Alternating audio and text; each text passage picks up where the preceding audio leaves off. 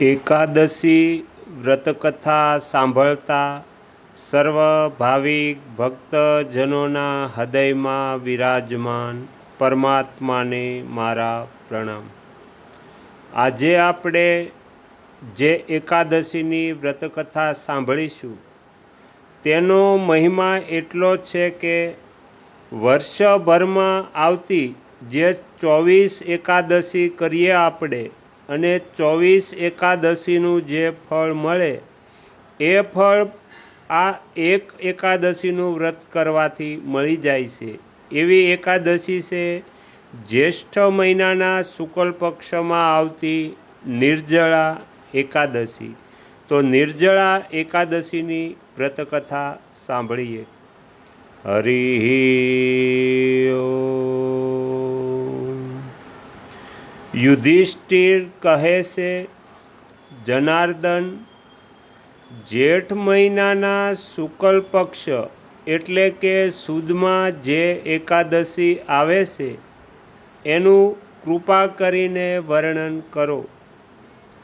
ભગવાન શ્રી કૃષ્ણ કહે છે, રાજન, એનું વર્ણન પરમ ધર્માત્મા સત્યવતી નંદન વ્યાસજી કરશે, કારણ કે તેઓ બધા શાસ્ત્રોના તત્વજ્ઞ અને વેદાંગોના પારંગત વિદ્વાન છે।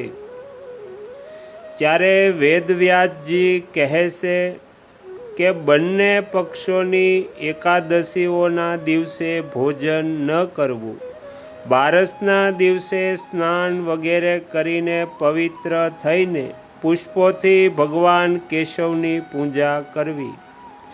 ત્યારબાદ નિત્ય કર્મ સમાપ્ત થયા પછી પ્રથમ બ્રાહ્મણોને ભોજન કરાવ્યા પછી પોતે ભોજન કરવું।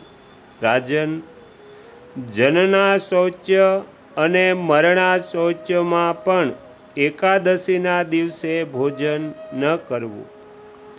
આ સાંભળીને ભીમસેન કહે છે, પરમ બુદ્ધિમાન પિતામહ, મારી ઉત્તમ વાત સાંભળો।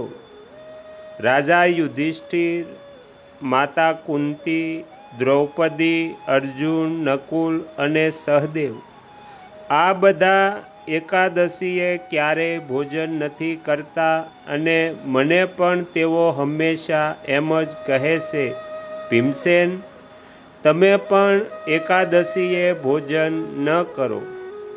પરંતુ હું એમને એમ જ કહું છું કે મારાથી ભૂખ સહન નહીં થાય। ભીમસેનની વાત સાંભળી વ્યાસજીએ કહ્યું, જો તમે સ્વર્ગલોકની પ્રાપ્તિ ઈચ્છતા હો અને નરકને દૂષિત સમજતા હો તો બંને પક્ષોની એકાદશીઓના દિવસે ભોજન ન કરવું। તો ભીમસેન કહે છે, મહાબુદ્ધિમાન પિતામહ, હું આપની સમક્ષ સાચી વાત કહું છું। હું એક વખત ભોજન કરીને પણ મારાથી વ્રત નથી કરી શકાતું, તો પછી ઉપવાસ કરીને તો હું રહી જ કેવી રીતે શકું? મારા ઉદરમાં વૃક નામનો અગ્નિ સદાય પ્રજ્વલિત રહે છે। આથી જ્યારે હું ખૂબ વધારે ખાઉં છું ત્યારે જ એ શાંત થાય છે। આથી એ મહામુને, હું બહુ તો વર્ષભરમાં ફક્ત એક જ ઉપવાસ કરી શકું। આથી જેનાથી સ્વર્ગની પ્રાપ્તિ સુલભ થાય અને જે વ્રત કરવાથી મારું કલ્યાણ થાય એવું કોઈ એક વ્રત મને કહો, હું એનું યથોચિત પાલન કરીશ। વ્યાસજી કહે છે, ભીમ, જ્યેષ્ઠ માસમાં સૂર્ય વૃષભ રાશિમાં હોય અથવા મિથુન રાશિમાં શુક્લ પક્ષ સુદમાં જે એકાદશી આવે એનું યત્નપૂર્વક નિર્જળ વ્રત કરવું। ફક્ત કોગળા કે આચમન કરવા માટે જ મોંમાં જળ નાખી શકો છો। આ સિવાય કોઈ પણ પ્રકારનું જળ વિદ્વાન પુરુષોએ મોંમાં ન નાખવું, અન્યથા વ્રતનો ભંગ થઈ જાય છે। એકાદશીના સૂર્યોદયથી બીજા દિવસના સૂર્યોદય સુધી મનુષ્ય જળનો ત્યાગ કરે તો આ વ્રત પૂર્ણ થાય છે. ત્યારબાદ બારસના પ્રભાતકાળમાં સ્નાન કરીને બ્રાહ્મણોને વિધિપૂર્વક જળ અને સુવર્ણનું દાન કરવું. આ પ્રમાણે બધા કાર્ય પૂરા કરી જીતેન્દ્રી પુરુષે બ્રાહ્મણો સાથે ભોજન કરવું. વર્ષભરમાં જેટલી એકાદશીઓ આવે છે એ બધીનું ફળ મનુષ્ય નિર્જળા એકાદશીના વ્રતથી પ્રાપ્ત કરે છે, એમાં જરા પણ સંદેહ નથી. શંખ, ચક્ર અને ગદા ધારણ કરનાર ભગવાન કેશવે મને કહ્યું હતું કે જો માનવ બધું છોડીને એકમાત્ર મારા શરણે આવી જાય અને એકાદશીએ નિરાહાર રહે તો એ બધા પાપોથી છૂટી જાય છે. એકાદશીનું વ્રત કરનાર પુરુષ પાસે વિશાળકાય વિકરાળ આકૃતિવાળા અને કાળા રંગના દંડ પાશધારી ભયંકર યમદૂતો નથી આવતા. અંતકાળમાં પીતાંબરધારી સૌમ્ય સ્વભાવવાળા, હાથમાં સુદર્શન ધારણ કરનારા અને મન સમાન વેગવાન વિષ્ણુદૂતો આખરે આ વૈષ્ણવ પુરુષને ભગવાન વિષ્ણુના ધામમાં લઈ જાય છે. આથી નિર્જળા એકાદશીના દિવસે યત્નપૂર્વક ઉપવાસ અને શ્રીહરિનું પૂજન કરવું. સ્ત્રી હોય કે પુરુષ, જો એણે મેરુ પર્વત જેટલા પણ મોટા પાપો કર્યા હોય તો આ બધા પાપો પણ આ એકાદશીના વ્રતના પ્રભાવથી ભસ્મ થાય છે. જે મનુષ્ય આ દિવસે જળના નિયમનું પાલન કરે છે એ પુણ્યનો ભાગી બને છે.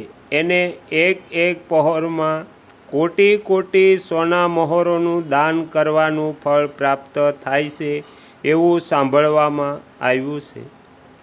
મનુષ્ય નિર્જળા એકાદશીના દિવસે સ્નાન, દાન, જપ, હોમ વગેરે જે કંઈ પણ કરે છે એ બધું અક્ષય થાય છે. આ ભગવાન શ્રી કૃષ્ણનું કથન છે. નિર્જળા એકાદશીએ વિધિપૂર્વક ઉત્તમ રીતે ઉપવાસ કરી માનવ વૈષ્ણવ પદને પ્રાપ્ત કરે છે.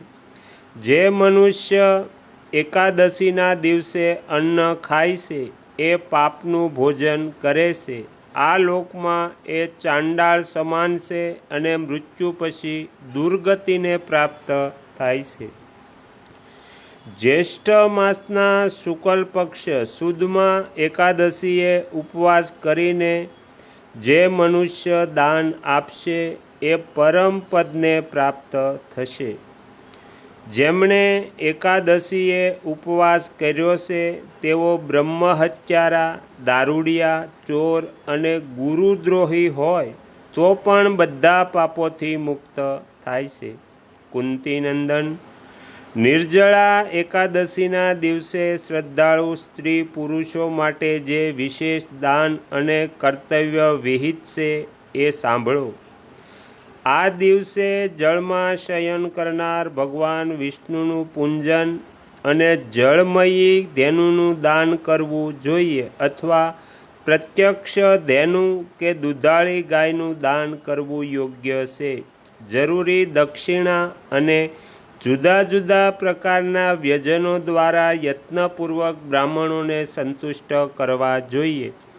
આમ કરવાથી બ્રાહ્મણો જરૂર સંતુષ્ટ થાય છે અને એમના સંતુષ્ટ થવાથી શ્રીહરિ મોક્ષ પ્રદાન કરે છે.